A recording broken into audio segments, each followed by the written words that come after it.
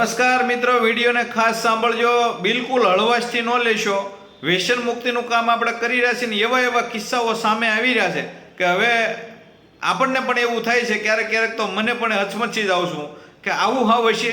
એક ભાઈ ગોડાદરાથી આવે છે, પોતાનો નાનો એવો વ્યવસાય કરે છે, કરિયાણાની દુકાન ચલાવે છે, પણ એટલું બધું ગુટખાનું સેવન કરે, સવારે ઉઠે ત્યાંથી સૂવે ત્યાં સુધી દિવસભરના બહુ બધા ગુટખા ખાઈ જાય, એના ગલોફાની સાંભળીના સેલ બધા મૃત્યુપાય થઈ ગયેલા। અને સાંભળી ગલોફાની તમે જુઓ તો પગના તળિયાની પેની જેટલી કડક થઈ ગયેલી। મેં જાજ્યા તપાસ કર્યું અને દાંત બધા કાળા, એક પણ દાંતમાં ક્યાંય ધોળો ડાઘ નહીં, નકર સફેદ દાંત હોય ને તો સફેદ જેવું કાંઈ નહીં। અને એટલા બધા ગુટખા સેવન કર્યા અને કે મેં તો બહુ ટ્રાય કરી, મારથી છૂટતું જ નથી। પછી મેં એને કીધું, ભાઈ છૂટતું નથી પણ હવે તમને આ વ્યસન જ લઈને જાહે, તમે જે ટિકિટ લીધી છે આ મુસાફરી કરવાની, ત્યાં તમારું વાહન જઈને ઊભી રહે, એટલે તમારે ટિકિટ લેતા પહેલાં ધ્યાન રાખવું જોઈએ। જેટલા લોકો વ્યસન કરે છે એમાં ખાસ ગુટખા ખાય છે એ લોકોને અત્યારે સાવચેત થવાની જરૂર છે। જો તમારા મોઢા નથી ખુલતા તો પણ તમે સાવચેત થઈ જજો, તમારા ફેમિલી ડૉક્ટરને બતાવી દેજો આજે જ।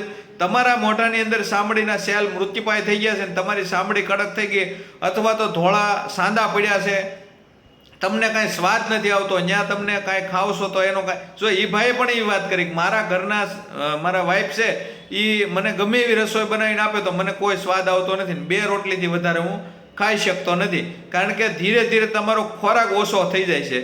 વ્યસન વધી જાય ને પછી ખોરાકમાં તે કંટ્રોલ થઈ જાય અને તમને ખોરાક ભાવતો બંધ થઈ જાય, પછી ધીમે ધીમે બીમારી આવે છે। એટલે તમાકુ તમને એવી જગ્યાએ લઈ જઈને ઊભા રાખી દે છે કે તમે એકે બાજુ જઈ શકો નહીં। એટલે ખાસ મિત્રો, તમાકુની જગ્યા કચરાની ડોલમાં છે।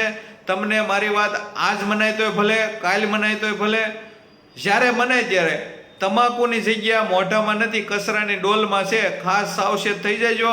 જેટલા લોકોના મોઢા નથી ખુલતા અથવા તો તમારા મોઢામાં તમે ચેક કરજો, જે બાજુ તમે માવા, તમાકુ અથવા ગુટખા ખાવશો ત્યાં જો તમારે સાંભળી કડક થઈ ગઈ છે, એના સેલ મૃત્યુપાય થઈ ગયા છે, તો એ તમને ગંભીર બીમારી લાવી શકશે। માટે અત્યારે જ આ વાતને અમલમાં લેજો। જેટલા લોકો વ્યસન કરે છે, ભાઈઓ, મિત્રો, વડીલો, કોઈ પણ ઉંમર સાથે કોઈ લેના દેના નથી, ગમે ત્યારે તમને બીમારી આવી શકે છે અને વ્યસનથી મુક્ત થવું જોઈએ। આપણે આપણા પરિવારમાં દરેક લોકોને, બાળકો પણ અત્યારે ધૂમ્રપાનના રવાડે સડી ગયા છે।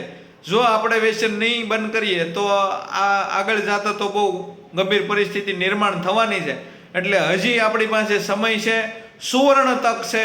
મારી વાત મનાય તોય ભલે, ન મનાય તોય ભલે, તમે કોમેન્ટના માધ્યમથી મને જવાબ આપજો, વિડીયોને શેર કરીને અન્ય લોકો સુધી, જેટલા લોકો વ્યસન કરે છે એના સુધી પહોંચાડી દેજો। આપણે આ મૂકવું જ પડશે, ગમે એમ થાય તો પણ આ વ્યસનને છોડવું પડશે, એવી મારી તમને હાથ જોડીને વિનંતી સાથે કે તમે વ્યસનથી મુક્ત થાઓ।